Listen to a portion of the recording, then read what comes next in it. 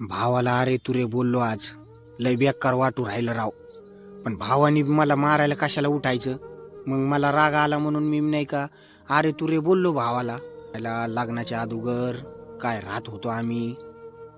लग्नाला संघ जायचो, कोणाच्या कुठं कार्यक्रम राहायला संघ जायचो, गावाला संघ जायचो, कुठं पण संघ जायचो, उठत बसत होतो. जेच लग्न झालं आणि जेच घरात झिपऱ्या आल्यापासून संघ जायचं बंद, उठणं बसणं संघ बोलायचं बंद. झिपऱ्या आल्यापासून आहे ना बोलणं बंद झालं. भावामध्ये आहे ना काही असं हेच राहिलं नाही. भाऊ एकमेकाला बोला ना आम्ही. लांब कशाला महामित्र त्याच्या झिपरीने त्याच्याकडे नुसतं बघितलं बी तर थर थर थर थर कापतो त्यो. एवढी तर डेंजर त्याची झिपरी. आणि ही प्रत्येक घरात आलेली झिपरी आहे.